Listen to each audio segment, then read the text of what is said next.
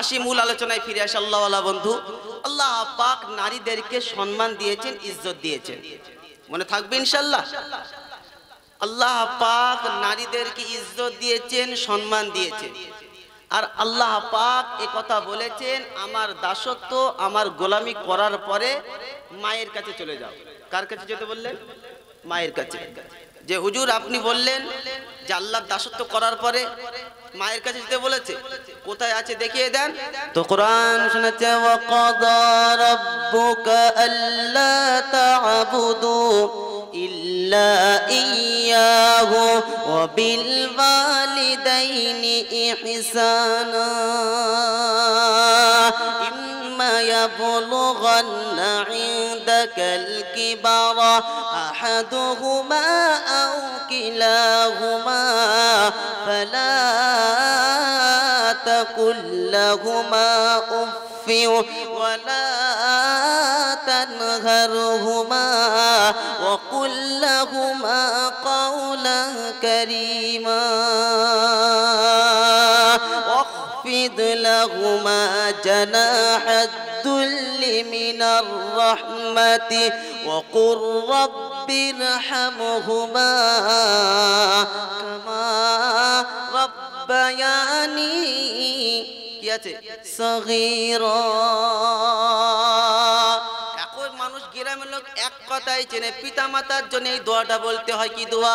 রব্বিরহামহুমা কামা রব্বায়ানি সগীরা। কোরআন শরীফের পারা নম্বর 15। সন্দেহ হলে কি বলেন যে হাফেজ আছে এখানে, আপনাদের গ্রামের ইমাম আছে, জিজ্ঞাসা করে দেখতে পারো। মাদ্রাসার ছাত্ররা এসে তাদেরকে জিজ্ঞাসা করে দেখো। সূরার নাম সূরা বানী ইসরাইল, আয়াত নম্বর 23। এই জন্য আমি এই সমস্ত কথাগুলো বলি। কেন? আমি কালিমুল্লাহ হাফেজ না, লোক আমাকে হাফেজ মনে করে, কিন্তু অরিজিনালটা জেনে নেন আমি হাফেজ না। হাফেজ না হলে ভুল হওয়াটা স্বাভাবিক, হ্যাঁ না? যে ভুল তোমাকে ধরে দেবে তাকে শিক্ষক মনে করো, তাকে শত্রুতার মতন আচরণ করো না।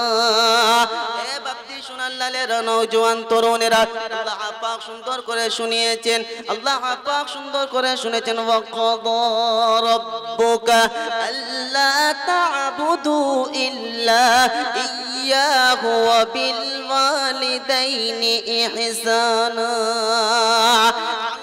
ফয়সালা করে নিয়েছেন, আমি আল্লাহ অর্ডার দিয়ে দিয়েছি, আদেশ দিয়ে দিয়েছি, দাসত্ব গোলামি শুধু আমার হবে, উপাসনা বান্দেগি আমার হবে, আমি আল্লাহ ছাড়া অন্য কার হবে না।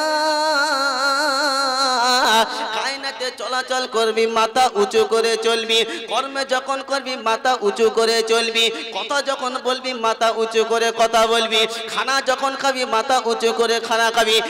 এক কথায় দুনিয়ায় সর্ব জায়গায় মাথা উঁচু হবে, আর আল্লাহর কাছে যখন যেতে হবে মাথাটা নিচু হবে।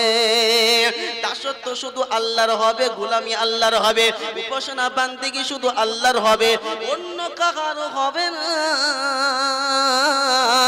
আর আল্লাহর ঘর থেকে উঠে গিয়ে পিতা মাতার কাছে বসে যাও, কোথাও যেতে হবে না। এ বাপজি সোনাল্লালের নওজোয়ান তরুণেরা, একমাত্র কায়নাতে একজনের কথা আমার জন্য মানা ফরজ আইন, তিনি কে বলেন?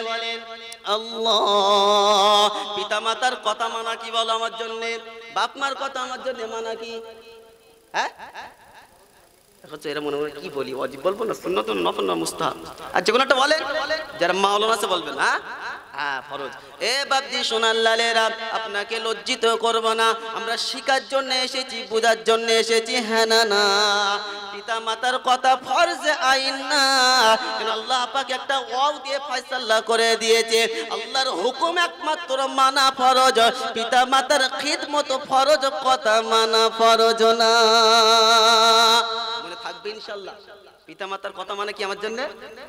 পিতা মাতার কথা যদি ফরজ হতো, কি বললেন, যদি বলে তো নামাজ পড়তে হবে না, আপনি কি করবেন? ছেড়ে দেবেন? বেরো বলেন এই মদ খেতে হবে। আল্লাহর হুকুমের বাইরে যখন এ করবে, পিতা মাতার কথা মানা যাবে না। পিতা মাতার হুকুক ফরজ, অর্থাৎ পিতা মাতার খিদমত আমার জন্য ফরজ। মনে থাকবে ইনশাআল্লাহ। এ বাপজি সোনাল্লালেরা, নওজোয়ান তরুণেরা, ও যুবক ভাই, ও ভাই, সামনে এসে জায়গা ফাঁকা আছে, আমার এসো ভাই মধু শোনা এসো। এত সুন্দর কমিটির লোকেরা তোমাদের বসার জন্য আপ্যায়নের ব্যবস্থা করেছে, আবার তাবারকের শেষে ব্যবস্থা করেছে গরম গরম। দাঁড়ালে হবে? তোমরা যদি দাঁড়াও শয়তান কি বলেছি তোমাদের গ্রাস করে নেবে, কেন তোমরাই হচ্ছে মেন লিডার। যুবক যদি গ্রামে কি বলেন যে একতা হয়ে যায়, পুরো গ্রাম পরিবর্তন হয়ে যাবে। ওই জন্য যুবকদের প্রয়োজন। এই ইসলামের যুবকদের অনেক অবদান আছে, হ্যাঁ না নাই? যারা বুড়ো হয়ে গেছে এরা মনে হয় যে আমরা নাই, আপনারাও তো একসময় যুবক ছিলেন। আপনারা তো একসময় যুবক ছিলেন, আপনারা চিন্তা করেন না, আপনাদের আল্লাহ পাক অন্য অফার দিয়েছে। কথা বুঝেছেন জি? আল্লাহ পাক শুনিয়েছেন আল্লাহ ওয়ালা বন্ধু, রব শুনিয়েছেন দাসত্ব আমার হবে, গোলামি উপাসনা বান্দেগি আমার হবে, অন্য কারো হবে না।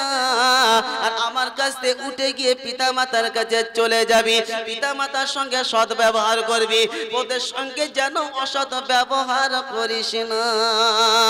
তাদের মধ্যে যখন কেউ বার্ধক্যে পৌঁছে যাবে, যখন তাদের মধ্যে কেউ বয়স হয়ে যাবে, তাদের সঙ্গে খারাপ আচরণ করবি না, শব্দটা বার করবি না। এ বাপজি সোনাল্লালেরা, নওজোয়ান তরুণেরা, আজকে যা চলছে যুগ জামানা, এমন চোখ বাপকে দেখাচ্ছে, বাপ দ্বিতীয়বার আর কিছু চাই না, হ্যাঁ না না? তার মানে তুমি পিতা মাতার কষ্ট দিয়েছো, আর যে পিতা মাতাকে কষ্ট দেয় কিয়ামত পর্যন্ত কখনো উন্নতি হতে পাবে না। যদি দেখাতে না পারি আমি কালিমুল্লাহ মাওলানা না, ওই জন্য আমার এবং আপনার পিতা মাতার সঙ্গে সৎ ব্যবহার করতে হবে, অসৎ ব্যবহার করা যাবে না। কোথায় আছে এমন নমুনা? এ বাপজি সোনাল্লালের নওজোয়ান তরুণেরা, আপনারা সকলে এক এই সাহাবীকে জানেন, যে সাহাবীটা সবথেকে বেশি হাদিস রিওয়ায়াত বর্ণনা করেছেন, ওই সাহাবীটার নাম হলো আবু হুরায়রা। কি নাম বলেন? নাম শুনেছেন কি শোনেন নাই? বুখারীর আপনি যত হাদিস পড়বেন দেখবেন আবু হুরায়রা থেকে বেশি বর্ণিত হাদিস আছে। হযরত আবু হুরায়রা রাদিয়াল্লাহু তাআলা আন এক সময় আল্লাহর নবীর কাছে কাঁদতে কাঁদতে আসলেন। আল্লাহর নবী জিজ্ঞাসা করলেন, আবু হুরায়রা কেন তুমি কাঁদছো? বিষয়টা বুঝতে পাচ্ছি না, বিষয়টা আমি বুঝতে পাচ্ছি না, কারণটা জানি না। হযরত আবু হুরায়রা রাদিয়াল্লাহু তাআলা আন সেই সময় বলেছিলেন, ইয়া রাসূলুল্লাহ, ইয়া হাবিবাল্লাহ, ভাই মাইক যা আছে তাই করবেন, বাড়াবেন না কমাবেন, একদম ঠিক, ঠিক আছে? হ্যাঁ। ইয়া রাসূলুল্লাহ, ইয়া হাবিবাল্লাহ, আমি আপনার মজলিস শেষে যখন বাড়িতে গেছি, ফিরতে যখন রাত হয়ে গেছে, সময়টা লেট হয়ে গেছে, আম্মা আমাকে জিজ্ঞাসা করলো, হুরায়রা কোথা থেকে তুমি আসলে? আমি সঙ্গে সঙ্গে বললাম আল্লাহর নবীর দরবার থেকে আসছি। মা বিরক্তি হলো, মা বিরক্তি হয়ে বলে, মুহাম্মাদের কাছে গেছি, এসে অন্য কোথাও যাওয়ার জায়গা পাস না। আবু হুরায়রা রাদিয়াল্লাহু তাআলা মা সেই কি বললেন জি ইসলাম ধর্ম গ্রহণ করেনি, সঙ্গে সঙ্গে আবু হুরায়রার প্রতি অত্যাচার করলো, মারধর করলো, এত মারা মারলাম। হযরত আবু হুরায়রা রাদিয়াল্লাহু তাআলা আন কাঁদতে কাঁদতে আল্লাহর নবীর কাছে আসলেন। আল্লাহর নবী বলেন, আবু হুরায়রা এমন একজন তোমাকে আঘাত করেছে, যে বিষয় আমি চুপ কিছু বলতে পাবো না। আমি নবী যদি বদদুয়া করি কবুল হবে, কিন্তু যে তোমাকে মেরেছে সে তোমার মা, অন্য কেহ না। কি বললেন যে আবু হুরায়রার মা ইসলাম ধর্ম গ্রহণ করেনি, যেই বলেছে মুহাম্মদ সাল্লাল্লাহু আলাইহি ওয়াসাল্লাম মজলিস থেকে এসেছি, খুব মারা মারল। আল্লাহর নবী সাল্লাল্লাহু আলাইহি ওয়াসাল্লাম একদম চুপ হয়ে গেলেন, কিচ্ছু বললেন না। কেন? মা মেরেছে। কে মেরেছে? মা। আল্লাহ ওয়ালা বন্ধু, মা যত বড়ই বদমাশ হোক, যত বাপ যত বড়ই ক্রিমিনাল হোক, ডাকাত হোক, একটা কথা আমার মনে করতে হবে যে আমার জন্মদাতা পিতা কে, অসৎ আচরণ করব না, তার জন্য দোয়া করব, ভালাই চাইব, আল্লাহর কাছে বলবো। কেন? যার ওসিলায় আল্লাহ পাক এই দুনিয়াতে দুনিয়ার নিয়ামত আমাকে দেখিয়েছেন। আল্লাহর নবী সাল্লাল্লাহু আলাইহি ওয়াসাল্লাম পিতামাতার গুরুত্ব আপনাদেরকে বুঝাচ্ছি, শোনেন। নারী কোন জায়গায় আল্লাহর নবী সাল্লাল্লাহু আলাইহি ওয়াসাল্লাম ইজ্জত দিয়েছেন, আল্লাহ পাক নারীদেরকে কতটা সম্মান দিয়েছেন। আজকে সমাজে কেন নারীদেরকে সম্মান তোমরা দাও না? নারী কোনো খেলনার জিনিস না, নিজের স্ত্রীকে অপব্যবহার তুমি করো না। এ বাপজি সোনাল্লালেরা, নওজোয়ান তরুণেরা, আল্লাহর নবী সাল্লাল্লাহু আলাইহি ওয়াসাল্লামের স্ত্রীর নাম ছিল মাইমুনা। কি নাম বলেন? হযরতে মাইমুনা রাদিয়াল্লাহু তাআলা আনহা আবু সুফিয়ান কি বললেন যে খুব শখ করে, তখন ইসলাম ধর্ম গ্রহণ করেনি, খুব শখ করে নিজের মেয়ের বাড়িতে যাওয়ার ইচ্ছা প্রকাশ করলো। খুব আশা করে কি বলেন যে মেয়ের বাড়িতে আসলেন, দরজা খটখটা দিলেন, যেমনি দরজায় আওয়াজ করলেন সঙ্গে সঙ্গে দরজাটা খুলে দিল, বাপকে ভেতরে বসতে দিল। বাপ যেমনি ঘরের ভিতরে বসলো, যেখানে যে টিপাইয়ের উপরে বসেছিল, যে চৌকি খাটের উপরে বসেছিল, খাটের উপরে বিছানা চাদর বিছানো ছিল। বাপ যখন বসতে যাবে সঙ্গে সঙ্গে মেয়ে বিছানার চাদরটা গুটিয়ে নিল আর বাপকে খালি জায়গায় বসতে দিল। বাপ বলছে, বেটি আমি অনেক আশা করে তোর কাছে এসেছি, একটু দিলে ব্যথা পেয়েছি, কষ্ট পেয়েছি, মেয়ের বাড়ি অনেকদিন যায় না। বাপ মেয়ের বাড়ি যায় কি জন্য বলেন? মেয়ের সাথে দেখা করতে যায়, মনে যখন কষ্ট যায় কি যায় না বলেন? মেয়ে খেতে দেখছে না দেখ, গ্রামে এসে বলে জানিস অমুক মেয়ের বাড়ি গিয়েছিলাম খেতে দেনে কথা বলে, বরং যে কথা বলে আমার মেয়ে জামাই খুব সুখী আছে, জানিস আমার মেয়েটা খুব ভালো জায়গায় বিয়ে হয়েছে, হালাকি অশান্তিতে আছে, কিন্তু তারপরে বাপ সেটা দিলে চেপে রেখে মানুষের কাছে কি বলেন জি সত্যটা বলে না, বলে কেন ও জানে যে আমার মেয়ের কথাটা যদি বলি আমার মেয়ে কষ্ট পাবে, ওই জন্য নিজে দিলে দুঃখ চেপে রেখে আল্লাহকে বলে, এ আল্লাহ তুমি আমার জামাই মেয়েকে আল্লাহ তুমি শান্তি দান করো, বলে কি বলে না বলে? তো আবু সুফিয়ান গেছেন, বলছেন মা আমি তো তোর পিতা, এটা তুলে নিলি, এমন অসম্মান করলি, আমি খুব কষ্ট পেয়েছি। সঙ্গে সঙ্গে বলছে তুমি পিতা আছো আমি জানি, তোমাকে সম্মান করি, কিন্তু নবীর ঊর্ধ্বে তোমাকে সম্মান আমি করি না। এই বিছানার চাদরটা হলো পাক, এখানে মুহাম্মাদুর রাসূলুল্লাহ সাল্লাল্লাহু আলাইহি ওয়াসাল্লাম বসেন, তুমি একজন মুশরিক, তুমি নাপাক আছো, আমি তোমাকে পাক বিছানায় বসতে দেব না। আল্লাহর নবী সাল্লাল্লাহু আলাইহি ওয়াসাল্লাম যখন ঘটনাটা শোনালো, আল্লাহর নবী সাল্লাল্লাহু আলাইহি ওয়াসাল্লাম বলল খবরদার, বাপ মুশরিক হোক কাফের হোক এতটুকু তুমি মনে করবে ওটা তোমার পিতা, অন্য কেউ না, আর পিতার সঙ্গে আগামী দিনে এমন আচরণ যেন করবে না। সুবহানাল্লাহ, আর আসতে বলেন কি বললেন জি? আল্লাহর নবী বললেন খবরদার তোমার পিতার সঙ্গে খারাপ আচরণ করবে না। আজকে আমার আপনার আছে বলেন তো দেখি, বাড়িতে 6 জন মেম্বার, 6 জন ফ্যামিলিতে লোক আছে, রুটি আছে 5টি, এখন সকলেই কি বলেন যে খিদা লেগেছে, ক্ষুধার তাড়নায় খেতে হবে, এমতো অবস্থায় ওই 6 জনের মধ্যে একজনা বলবে যে তোমরা খেয়ে নাও, আমার খিদা নাই আমি খাবো না। সেই ব্যক্তিটার নাম কি হতে পারে বলেন তো? হ্যাঁ, সকিনা হবে না, ও বলে আমি আগে খাবো, তোমরা খাওছে না খাও। একমাত্র মা চায় না আমার বেটা যেন কষ্ট না পায়, আমার বেটা খাক, বেটার ছেলে খাক, আমার স্বামী খাক, আমার নাতি খাক, আমার বৌমা খাক, আমি না খেয়ে থাকি, হ্যাঁ না বলেন? এইরকম কি বলেন যে নিঃস্বার্থে এই কায়নাতে, নিঃস্বার্থে, একমাত্র নিঃস্বার্থে, শর্তে কোন রকম উদ্দেশ্য থাকে না, একমাত্র একটাই জোড়া, একটা হচ্ছে পিতা, দ্বিতীয় হচ্ছে মাতা। কোন রকম সন্দেহ আছে? সকিনা বলে না যাই বলে, গার্লফ্রেন্ড বলে, ওষুধ দেখবে মোবাইলে কতক্ষণ টাকা আছে, পকেটে কি আছে, যেই খালি হয়ে যাবে মাল এমনি কেটে পড়বে, কথা বুঝতে পারছেন না? শুধু পকেট দেখবে আর ব্যাংক দেখবে। আল্লাহ ওয়ালা বন্ধু, মা আমার নিজের কথা শুনে রেখে দেন, কি বলবো আপনাদের, আপনি নিজে জাস্টিফাই করে দেখবেন, বাড়িতে আপনি 3 দিন 1 সপ্তাহ বাড়ির থেকে আপনি পৃথক আলাদা নাই, কোনো কাজের জন্য গেছেন বা কোনো কাজে আটকে গেছেন, 1 সপ্তাহ পর আপনি বাড়িতে এসেছেন, 1 সপ্তাহ পর যখন বাড়িতে আসবেন আপনার হাতে যদি কি বলেন যে খাবারের প্যাকেট থাকে, আর যদি বলেন মা এটা তোমার জন্য নিয়ে এসেছি, মা তৎক্ষণাৎ একটা কথা বলবে, বেটা কি দরকার ছিল, কি দরকার ছিল পয়সা খরচ করার, আমি কি তোর কাছে বলেছিলাম এই পয়সাটা থাকলে তো কত কাজে লাগতে জানিস, বলতো কি বলতো না বলে? আর যদিও বা খাবার নিয়ে আসতেন, মা আগে খেত না, মা আগে বলতো কচি আমার সে নাতিটা কই বলতো একটু ডেকে দিত, ওর আব্বা 1 সপ্তাহ পর বাড়ি এসছে, ওর জন্য খাবার নিয়ে এসছে, আপনার ছেলেকে খাইয়ে আগে সে খেত, এটা হচ্ছে মা। আর যে সকিনা কি বলেন যে মুখ্যমন্ত্রী, এ বলবে তুমি এত বড় নিষ্ঠুর, লোকের স্বামী 1 সপ্তাহ 1 দিনের জন্য বাইরে গেলে কত কি মালঞ্চ বাজার থেকে কি বলেন যে আপনাদের এই বিতারি বাজার থেকে এত কিছু নিয়ে আসে, আর আমার জন্য একটু ভালোবাসা তোমার নেই, কিচ্ছু তুমি নিয়ে আসলে না। শ্বশুর বাড়ি গেলে বাড়ি ঢুকলে বিবি আগে হাত দেখবে, আর সন্তান যখন বাড়িতে পা দেবে মা আগে মুখ দেখবে যে আমার সন্তানের মুখটা শুকিয়ে গেছে, একবার জোরে বলেন, এটাই হচ্ছে মা। কথা বুঝে এসছে জি? এই মাকে ব্যথা দিয়ে চলছো, রব শোনাচ্ছে এদের সঙ্গে এমন আচরণ করবে না, এদের আচরণে উপ পর্যন্ত বলবে না। আজকে সেই মাকে কত চোখে উপ তো দূরের কথা, তুই আমাদের কি করেছো, কি করেছো আমার জন্য? আল্লাহ বলো বন্ধু শুনে রেখে দেন, মায়ের গুরুত্ব আপনাদেরকে শোনাচ্ছিলাম, একটা নমুনা আপনাদেরকে বলবো।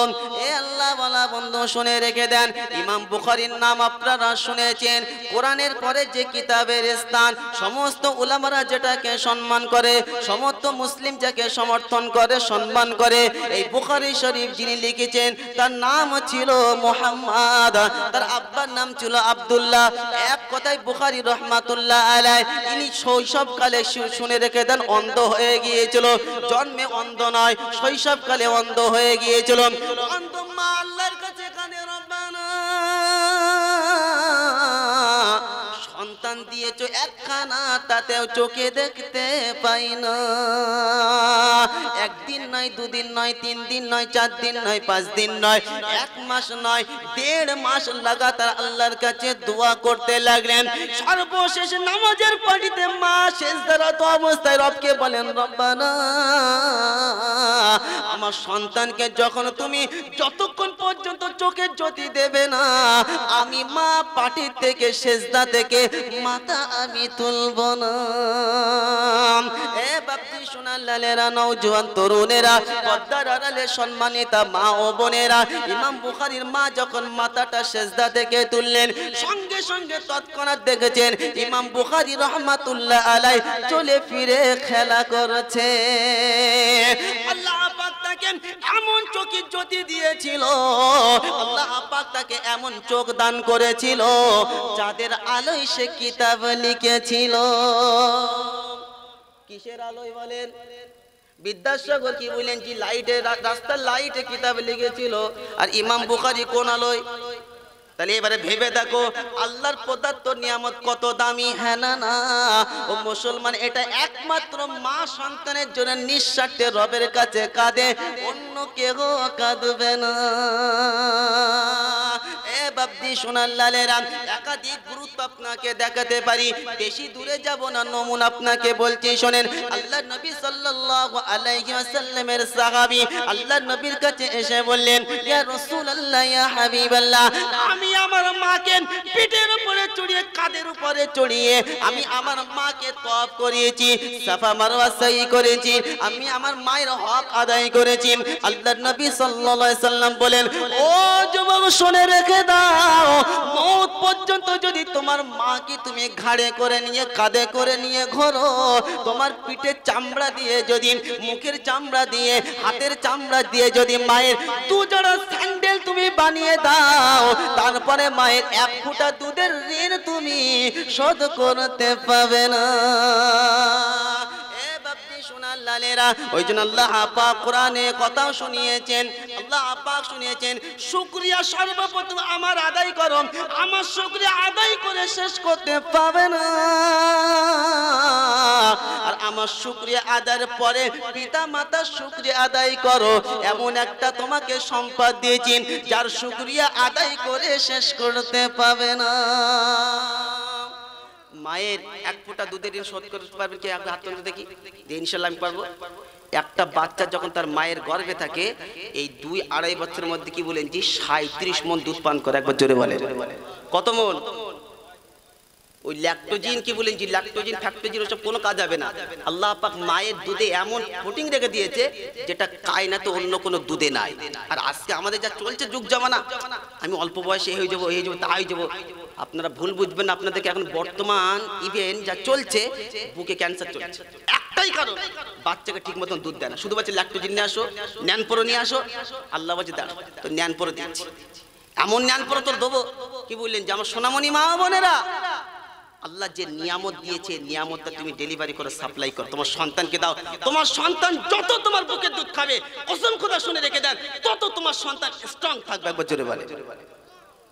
আজকে মা বোনেরা সময়ই পায় না, শুধু ল্যাকটোজিন, শুধুই কত রকম জিনিস উঠেছে, মানে ইতি পোটিং, কোন পোটিং নেই। আল্লাহ পাক কি বলেন যে তার খাজানা থেকে নিয়ামত পাচ্ছে, ওটা তোমার পছন্দ হলো না? তো এইরকম আল্লাহ পাক গুরুত্ব দিয়েছেন। শুধু তাই নয়, শুনে রেখে দেন, খাজা মাঈনুদ্দিন চিশতি আজমিরি রহমাতুল্লাহ আলাইহি, যার হাতে 90 লক্ষ মানুষ কলমা গ্রহণ করেছিল, যার হাতে 90 লক্ষ মানুষ ইসলামের কলমা পড়েছিল। কত লক্ষ বলেন? 90 লক্ষ মানুষ। ও সোনামণি মা ও বোনেরা, আপনাদেরকে নিয়ে আজকে ওয়াজ করব, পুরুষদের ইনশাআল্লাহ অন্য সময় শোনাবো। এ বাপজি শোনার লালেরা, নওজোয়ান তরুণেরা, খাজা মাঈনুদ্দিন চিশতি আজমিরি রহমাতুল্লাহ আলাইহি তার মার কাছে এসে বলছে, মা, আল্লাহ পাক কত আমার জবানকে বরকতময় করেছেন। সপ্তাহে দেখো হাজার হাজার মানুষ, দিনে হাজার হাজার, সপ্তাহে লাখ লাখ মানুষ আমার হাতে ইসলামের কলমা পড়ে মুসলমান হয়েছে। মা বলছে, বেটা শুনে রেখে দাও, এটা তোমার জবানের বরকত না। ও বেটা শুনে রেখে দাও, ভুলে তুমি যেও না। তুমি যখন ছোট ছিলে, আমি যখন তোমাকে দুধ পান করাতাম, ওযু করে দুধ পান করাতাম, বিনা ওযুতে দুধ কোনোদিনও দিতাম না। কি অবস্থা দুধ পান করাতো? জোরে বলো। আর আমি আপনি, আমার আপনার সকিনা মোবাইল দেখছি, সিরিয়াল দেখছি, এদিকে বাচ্চা কোলে, তো ও আর আল্লাহর ওলি হবে? জোরে বলে। ও তো এমনি হামাদামা কোয়ালিটি হবে। ও যে আল্লাহর ওলি হবে, তার বাস্তবে চাই তো শয়তান। কত কি আল্লাহর এত বড় নিয়ামত, জিকির ফিকিরের সঙ্গে ওযু করা অবস্থায় আমার সোনামণি মা বোনেরা, নিজের সন্তানকে তুমি মুখে দুধ দাও, কসম খোদা আল্লাহ পাক আপনার সন্তানকে আল্লাহর ওলি বানিয়ে দেবে। একবার জোরে বলে। আল্লাহর নিয়ামতকে নাশুকরি করো না, কারণ রব শুনিয়েছেন, লা ইন শাকারতুম লা আযীদান্নাকুম ওয়া লা ইন কাফারতুম ইন্না আযাবি লাশাদীদ। বান্দা, আমার নিয়ামতের যখন শুকরিয়া আদায় করবি, আমি আল্লাহ নিয়ামত বাড়িয়ে দেব, আর নিয়ামতের যখন নাশুকরি করবি, আমি আল্লাহ তোর নিয়ামত ছিনিয়ে নেব, কঠিন মুসিবতে তোকে গ্রেফতার করব। মনে থাকবে ইনশাআল্লাহ। এটাই হচ্ছে মা। ওই জন্য মায়ের সঙ্গে সৎ ব্যবহার করব, অসৎ ব্যবহার করব না। আল্লাহ পাক আমাদের সকলকে মায়ের সঙ্গে সৎ ব্যবহার, জোরে বলেন সুবহানাল্লাহ। এ বাপজি শোনার লালেরা, নওজোয়ান তরুণেরা, গজল আপনাদেরকে শোনালাম, আর আল্লাহ পাক সুন্দর করে শুনিয়েছেন। আমার পরে, আমার দাসত্ব করার পরে পিতা মাতার সাথে চলে যাবে, পিতা মাতার সঙ্গে সৎ ব্যবহার করবে, অসৎ ব্যবহার যেন করবে না। কেন আল্লাহ নবী সাল্লাল্লাহু আলাইহি ওয়াসাল্লাম শুনিয়েছেন, রিদাল ওয়ালিদি রিদাল্লাহ। চাই সন্তানের উপরে, যে সন্তানের উপরে পিতা মাতা রাজি, তার উপরে স্বয়ং আল্লাহ রাজি। এ বাপজি সোনার লালেরা, নওজোয়ান তরুণেরা, আমার সোনামণি মা ও বোনেরা, আজ পর্যন্ত কোনদিন শুনেছেন কোন মাওলানা সাহেবের পায়ের তলে জান্নাত, কোন পীর সাহেবের পায়ের তলে জান্নাত শুনেছেন কোনদিন? কার পায়ের তলে জান্নাত? চট করে আপনারা বলেছেন। ওই জন্য আল্লাহর নবী সাল্লাল্লাহু আলাইহি সাল্লাম শুনিয়েছেন, আমি মুকদ্দমায় হাদিসটি পড়েছি একটি টুকরা। আল্লাহর নবী শুনিয়েছেন, আল জান্নাতু তাহতা কাদামাইহি আবুহু ওয়া উম্মুহু। এ বাপজি নওজোয়ান তরুণেরা, আমার সোনামণি মা ও বোনেরা, নবী প্রেমিক আশিকেরা, আল্লাহর নবী শুনিয়েছেন, আল্লাহ পাক জান্নাত মায়ের পায়ের তলে রেখে দিয়েছে। চার ইমামের এক ইমাম, ইমাম শাফি রহমাতুল্লাহ আলাইহি, যখনই কি বলেন যে দিনের দাওয়াত দিয়ে বাড়িতে ফিরতেন, বাড়িতে যখনই আসতেন, আগে মার কাছে চলে যেতেন, আর মার কাছে গিয়ে মায়ের পার তলায় চুম্বন করতেন। মা বলছে, বেটা তুমি এত বড় মুহাদ্দিস, এত বড় বিখ্যাত তুমি মুহাদ্দিস, এত বড় আলেম, আমার পায়ে কেন চুম্বন করছো? বেটা আমার পাটা তুমি ছেড়ে দাও। সঙ্গে সঙ্গে ইমাম শাফি রহমাতুল্লাহ আলাইহি জবাব দেয়, মা আমি তোমার পায়ের তলায় চুম্বন করছি না, আমি ইমাম শাফি তো আমার জান্নাতে চুমু খাচ্ছি। চিল্লে বলতে পারলেন না সুবহানাল্লাহ? যারা বলছেন কি বলেন, কি দেখছি আমরা তো ওই লাইনে আছি। সুবহানাল্লাহ যারা বলে তারা বলুন। আল্লাহ ওয়ালা বন্ধু, যা হওয়ার হয়ে গেছে তওবা করেন, একদম জড়িয়ে পিতা মাতাকে ধরেন। মান চলবে, মান সম্মান চলে যাবে না বাড়বে? হ্যাঁ, কেমন বাড়বে? আল্লাহর নবী সাল্লাল্লাহু আলাইহি ওয়াসাল্লাম শুনিয়েছেন, আল্লাহ ওয়ালা বন্ধু, যখন কোনো সন্তান মায়ের মুখের দিকে তাকায়, আর যখন পিতা মাতা সন্তানের প্রতি খুশি, যখন মুস্কি হাসি দেয়, তো রব্বে জুল জালাল ওই সন্তানের আমল নামায় মকবুল হজের সওয়াব দেখবে। চলে বলে, এটা শুধুমাত্র আল্লাহ পাক মা বাবার জন্য খাস রেখেছে, আকাশুল খাস, অন্য কারোর জন্য নয়। সেই পিতা মাতা দাঁড়াচ্ছ, যারা হারিয়েছো, যারা অসৎ ব্যবহার করেছো, আল্লাহর কাছে তওবা করো, কবরে চলে যাও, তাদের জন্য কাঁদো, আল্লাহ পাক মাফ করে দেবে। আর যাদের এই নিয়ামত বাড়িতে আছে, এই নিয়ামত হারিয়ে গেলে বুঝতে পারবে কত বড় নিয়ামত আল্লাহ পাক দিয়েছিল। কি শোনাবো আপনাকে, শোনেন, এত দুঃখের কথা। ভার্সিটি যে মাস্টার্স ডিগ্রি পাস করার পরে সে বলছে, তার আব্বাকে বলছে, আব্বা আমার পয়সা লাগবে, ইন্টারভিউ দিতে গেলে পরীক্ষার ফি লাগবে। স্বামী স্ত্রী দুজনার যুক্তি করে নিয়েছে, আমরা দুজনা রোজা থাকবো, আমরা দুজনে রোজা থাকবো, আমার সন্তান যাতে করে পরীক্ষার ফি জোগাড় হয়, তাহলে রোজা থাকলে আমাদের আর রান্না করতে হবে না, ওই খরচাটা বেঁচে যাবে। খরচাটা মোটা অঙ্কের যখন একটা খরচা জমলো, সন্তানকে পয়সাটা দিল যে বেটা তুমি ইতি ফি দেবে, ইতি তোমার পরীক্ষা ইন্টারভিউ দেবে। যেমনি বেটা ইন্টারভিউ দিল, আল্লাহওয়ালা বন্ধু, বেটা কামিয়াব হয়ে গেল, সাকসেসফুল হয়ে গেল, বেটা চাকরি হয়ে গেল, চাকরির লেটার আসলো, জয়েন্ট হয়ে গেল। বেটা বিয়ে করলো, বিয়ে করার পরে সকিনার মুখ্যমন্ত্রীর কথা শুনে পিতা মাতার বিরুদ্ধ বাপ মাকে ছেড়ে কি বলেন জি একটা জায়গায় ফ্ল্যাট কিনে ঘরে রইতে লাগলো। একদিন দুদিন এইরকম করতে কয়েকদিন অতিবাহিত হয়ে গেল। গ্রামের একটি লোকের সঙ্গে ওই ছেলেটার দেখা, কিরে তুই এখানে সুন্দর ঘর করে আছিস, জানিস তোর মা কত অসুস্থ, জানিস? ও সঙ্গে সঙ্গে তৎক্ষণাৎ দেখছে মা অসুস্থ, যেতে হবে, এরকম একটা স্কিম নিয়েছে। এমতো মুহূর্তে স্বামী স্ত্রী খোরাক ফুরিয়ে গেছে, কিচ্ছু নাই, হঠাৎ করে স্ত্রী অসুস্থ হয়ে গেছে। বাপ দেখছে না খেয়ে থাকা যায়, আমি যদি দিনের বেলা বার হই, গ্রামের লোকের কাছে কি জবাবদিহি করব? যদি জিজ্ঞাসা করে ছেলে চাকরি করে, তুমি রাস্তায় কাজের জন্য এসছো, তোমার মতো লজ্জা আর কাহারও নাই।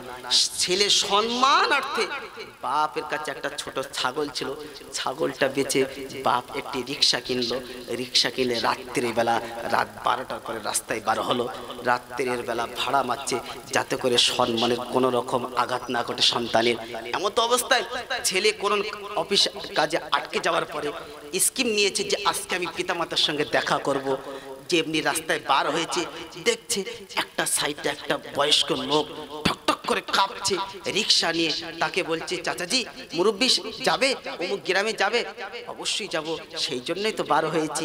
আল্লাহওয়ালা বন্ধু, লাইটের ব্যবস্থা ছিল না, ঠিকভাবে দেখতে পালো না কে দাঁড়িয়ে আছে, বাপের পিঠে থাবা দিচ্ছে আর বলছে বয়স হয়ে গেছে, চালাতে পারো না ঠিকভাবে, রাস্তায় কেন বার হয়েছো?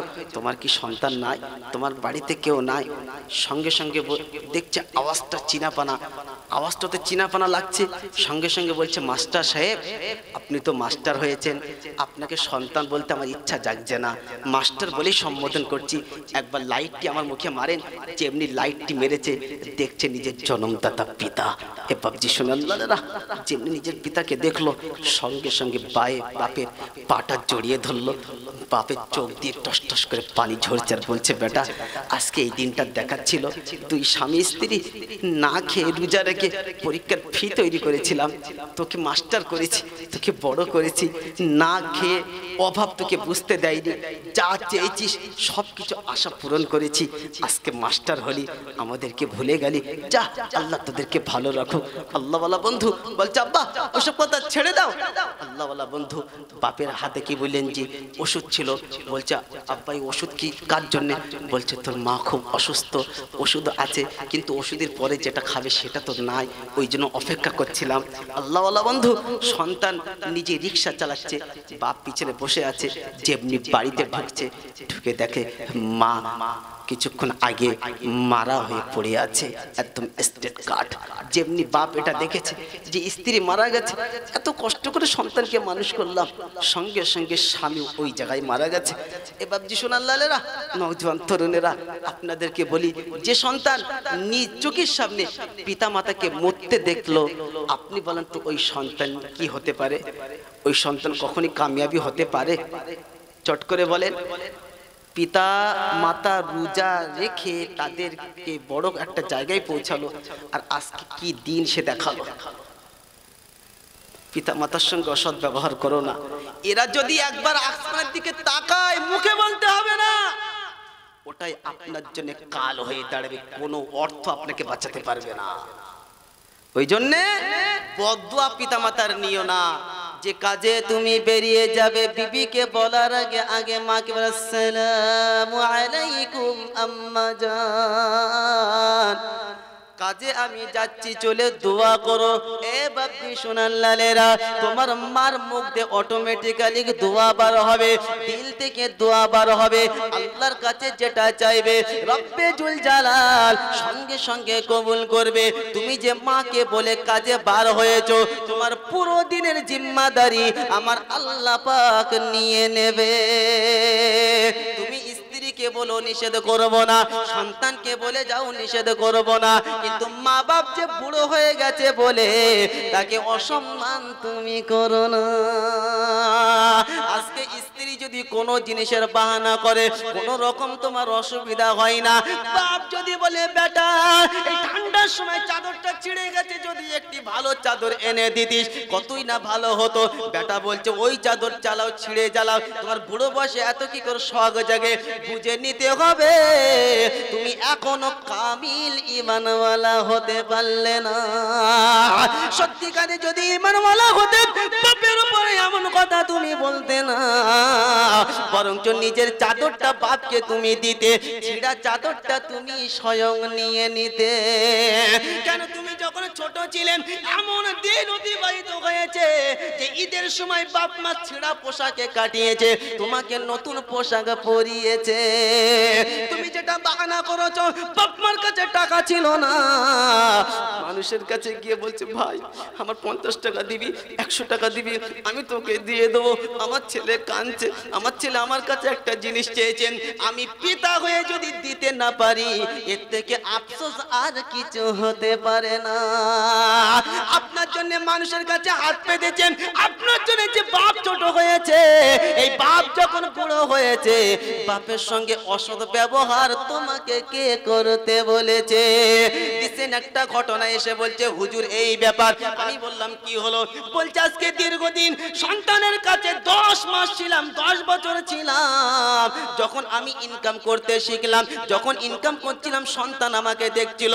যখন করোনা হলো, কাজ করতে যখন পুলিশ তাড়া করলো, পুলিশ তাড়া করাতে পাটা এলোবিলি জায়গায় পড়ার কারণে পা ইফেক্ট হয়ে গেছে, তেমন কাজ করতে পারছি না। সন্তান ঘর থেকে বার করে দিয়ে কথা বলেছে তোমার মতন বুড়ো আর আমি রাখবো না। এ বাপটি শোনেন লালেরাম, বাপ এতদিন দিচ্ছিল বলে বাপ তোমার কাছে পেয়ারা ছিল। বাপ যখন অসুস্থ হলো, কেন বাপ তোমার কাছে বোঝা হলো? যখন তুমি বাপকে ঘর থেকে বার করেছো, ওই ঘরে যতই সোনা গোনা থাক না কেন, কোনোদিন শান্তি আসমান থেকে বর্ষিত হবে না। এ বাপটি শোনেন লালেরা, নওজোয়ান তরুণেরা, আল্লাহ পাক সুন্দর করে শুনিয়েছেন ওয়াকাদা রাব্বুকা আল্লা তা'বুদু ইল্লা ইয়্যা ওয়া বিল ওয়ালিদাইনি ইহসানা ইম্মা ইয়াবলুগান্না ইনদাকাল কিবারা আহাদুহুমা আও কিলাহুমা ফালা তাকুল লাহুমা ولا تنهرهما وقل لهما قولا كريما। আমার দাসত্ব করার পরে আমার ঘর থেকে উঠে গিয়ে পিতা মাতার কাছে যাবি, পিতা মাতার কাছে দোয়া নিবি, আর পিতা মাতা আমি আল্লাহ আমার কাছে যেটা চাইবে তৎক্ষণাৎ আমি আল্লাহ কবুল করে নেব। 3টে দোয়া এমন আছে আল্লাহ কখনোই ফেরত দেয় না, সেই দোয়াকে বলা হয় মুস্তাজাবুদ দোয়া। এ বাপজি সোনাল্লালেরা, নওজোয়ান তরুণেরা, সর্বপ্রথম হলো মুসাফিরের দোয়া। মুসাফিরের দোয়া আল্লাহ পাক কখনো ফিরায় না। মুসাফির যে দিনের জন্য সফর করে আল্লাহ পাকের কাছে যখন চায় আল্লাহ পাক তৎক্ষণাৎ কবুল করে নেন। দ্বিতীয় নম্বর হলো মাজলুম, যার উপরে অত্যাচার করা হয়, জুলুম করা হয়, মুসলিমের দোয়া আমার আল্লাহ পাক কখনো ফিরায় না। 3 নম্বর হলো পিতা মাতা। এই পিতা মাতা আল্লাহর কাছে যেটা সন্তানের জন্য চায় তৎক্ষণাৎ কবুল হয়ে যায়, কখনোই ফিরত দেয় না। কাবা শরীফের একজন ইমাম ছিল, গুগলের সার্চ করেন, তার কি বলেন, দেখতে খুব কুৎসিত ছিল, কালো, দেখতে খুব কালো ছিল। লন্ডন একটা কনফারেন্সে তাকে জিজ্ঞাসা করা হলো তুমি কিভাবে কাবার ইমাম হলে বলো? সঙ্গে সঙ্গে চোখ দিয়ে পানি ঝরঝরে কথা বলতে লাগলো, আমি আমি যে কাবার ইমাম হয়েছি এর পিছনে দান হলো, দোয়া হলো আমার মার, অন্য কারণ না। আমি ছোটবেলায় খুব বদমাইশ করতাম, আমি অনেক শৃঙ্খল ছিলাম, পিতা মাতাকে অসন্তুষ্টি করতাম, কিন্তু আমি যখনই বদমাইশি করতাম আমার মা একটা কথা বলতো, রব্বানা আমার ছেলেকে তোমার ঘরের ইমাম বানাও, এটা আমি দেখতে চাই, পূরণ করতে হবে। আমি কিছু জানি না। আমার সন্তান যখনই বদমাইশি করত, আমি কাবা শরীফে হজ করতে গেছি, আমার সন্তান কাবা শরীফের গিলাফ ধরে দাঁড়িয়ে আছে, আমি সঙ্গে সঙ্গে দোয়া করছি, রব্বানা আমার ছেলেকে তোমার ঘরের ইমাম বানাও। আমি মা এটা আমার কথা শুনিয়ে দিয়ে গেলাম। এ বাপজি সোনাল্লাহর নাম, ওই কাবার ইমাম বলেছিল আমি যে কাবার ইমাম হয়েছি এটা আমার মার অবদান, মায়ের দুবা, অন্য কাহারও না। তুমি যে আজকে চাকরি পেয়েছো, তুমি যে আজকে দোকান করেছো, তুমি যে আজকে সুন্দর ঘর করেছো, কসম খোদা শুনে রেখে দাও তোমার পিতা মাতার অবদান আছে এই কায়নাতে, অন্য কাহারও না। আর পিতা মাতার সঙ্গে অসৎ ব্যবহার যেন করো না। মনে থাকবে ইনশাআল্লাহ, পিতা মাতার সঙ্গে অসৎ ব্যবহার করবো না। আল্লাহ বলেছে, আল্লাহ নবী শুনেছেন মুস্তাজাব, দোয়ায়ে মুস্তাজাব, একদম তৎক্ষণাৎ কবুল হয়ে যাবে। ওই জন্য পিতা মাতার কাছে আপনি দোয়া নেন, দোয়া নেন। আল্লাহ পাক আমাদের সকলকে পিতা মাতার সঙ্গে সৎ ব্যবহার করার তৌফিক দান করুক, বলেন আল্লাহুম্মা আমিন। একজন ছোট্ট সন্তান ছিল, সে খুব চালাক ছিল, কি বলেন জি, চালাক থাকার পরে সে পিতা মার কাছে সে লিস্ট ধরিয়ে গেছে, মা 50 টাকা দাও। কি জন্য? তোমার এই ছোট্ট সন্তান সারাদিন আমি ধরে রেখে দিয়েছি, সারাদিন কাঁদছিল, এর জন্য 50 টাকা। সকালবেলা এই যে এতটা বাড়ির সামনে গাছ, ফুল গাছ, গাছের গোড়ায় পানি দিয়েছি, দাও 50 টাকা। কত হলো? 100 টাকা। কথা বুঝলেন না? আর এই যে বাজার করে এনে দিয়েছি, দাও 50 টাকা, তাহলে কত হলো? 150 টাকা। 3 50 150। মা বলছে, বেটা তুই আমার হাতে চিরকুট ধরিয়ে দিয়েছিস, আমার হাতে চিরকুট ধরিয়ে দিয়েছিস, আর আমি তোর হাতে দিচ্ছি, তোর যে আমি যে 2.5 বছর যে দুধ পান করালাম, এর হিসাবটা কে দেবে? এর বদলাটা, এর বিনিময়টা দিতে পারবেন? সন্তান এমন হয়ে গেছে, পিতা মাতার কাছে হিসাব নাই, আমার বলে তোর টাকা দেওয়ার কে নাই, আমার একটা ঘরে করা নাই।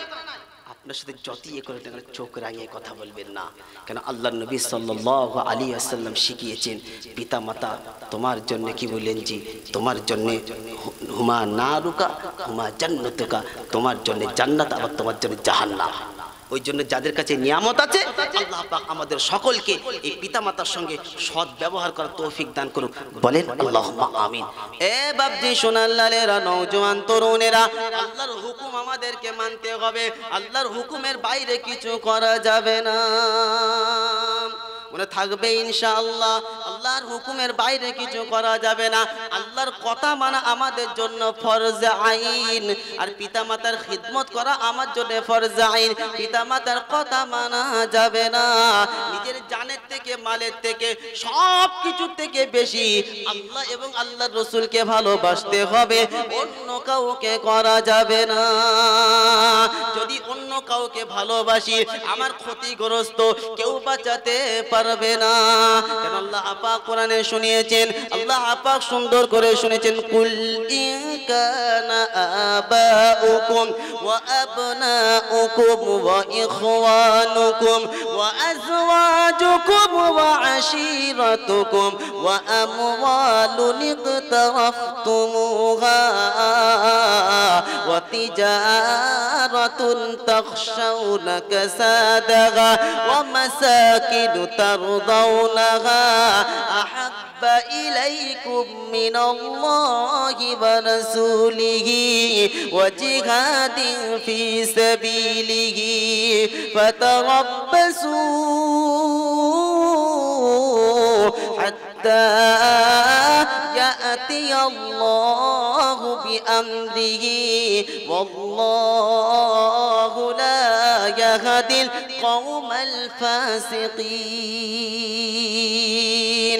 কোরআন শরীফের পারা নম্বর 10, সূরার নাম সূরা তওবা, আয়াত নম্বর 24, 24 নম্বর আয়াত আল্লাহ পাক সুন্দর করে শুনিয়েছেন, কুল ইন কানা আবাউকুম ওয়া আবনাউকুম ওয়া ইখওয়ানুকুম ওয়া আজওয়াজুকুম ওয়া আশীরাতুকুম ওয়া আমওয়ালুন ইকতারাফতুমুহা। হাবিব তুমি বলে দাও যে মা পিতাকে আল্লাহ পাক সৎ ব্যবহার করার কথা বলেছেন।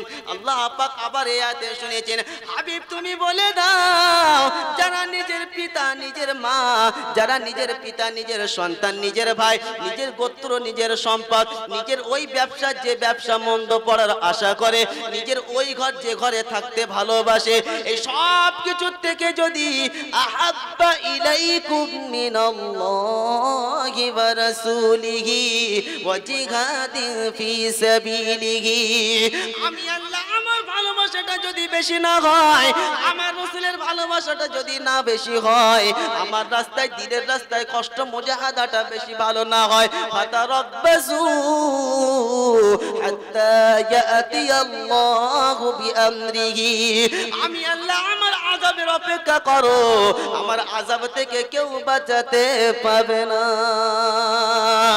এ বাপ্পি সোনালালেরা নওজোয়ান তরুণেরা, ওই জন্য নিজের সন্তানকে আল্লাহর হুকুমের বাইরে চালালে হবে না। আল্লাহর হুকুমের বাইরে যদি সন্তানকে চালাও, ও সন্তান তোমাকে কখনোই পিতা মাতার নজরে দেখবে না, সম্মান দেবে না। এবার নওজোয়ান তরুণেরা, যখন ছেলের ভিতরে দ্বীনের শিক্ষা হবে, ওই ছেলে তোমাকে সম্মান দেবে। এই জন্য সম্মান দেবে কেন? আল্লাহ নবী বলেছেন, আল্লাহ পাক কোরআনে শুনিয়েছেন, পিতা মাতার সঙ্গে অসৎ ব্যবহার যেন করবে না। দ্বীনের শিক্ষা যখন হবে, পিতা মাতা তখন সম্মান পাবে। দুনিয়ার শিক্ষায় যখন শিক্ষিত হবে, দ্বীনের শিক্ষা যখন থাকবে না, পিতা মাতা কত বড় নিয়ামত সন্তান কোনোদিনও জানবে না। কথা বুঝে আসছে? কত বড় নিয়ামত, এটা একমাত্র দ্বীনের শিক্ষা থাকলে তবেই এ করবে। আল্লাহওয়ালা বন্ধু, ওই জন্য পিতা মাতার সঙ্গে আমরা কেউ অসৎ ব্যবহার করব না, আল্লাহর হুকুম মেনে চলবো এবং নবী মুহাম্মদ সাল্লাল্লাহু আলাইহি ওয়াসাল্লামের সুন্নত মেনে চলবো। নিজের সন্তানকে আল্লাহর হুকুমের দিকে আকৃষ্ট করেন, নিজের সন্তানকে শিখান। নিজের সন্তানের ভিতরে যখন দ্বীনের শিক্ষা থাকবে, ছোট্টবেলায় যখন মসজিদের সাথে সম্পর্ক থাকবে, এখন তো কি বলেন যে এই ঠান্ডা কালে কি বলে জানেন, যে মানুষের বেশি চাপ দেওয়া যাবে না। এখন ঠান্ডা পড়ছে, বোঝেন না আপনি, কুয়াশা পড়ছে, মানুষ বড় মানুষ তো বার হয় না। আপনি বলেন তো দেখি, ওর যদি ওই টাইমটা পায়খানা লাগে, আপনি ছেলেকে কি করবেন? শুয়ে রাখবেন তো? চট করে বলে। এখন 5:30টার সময়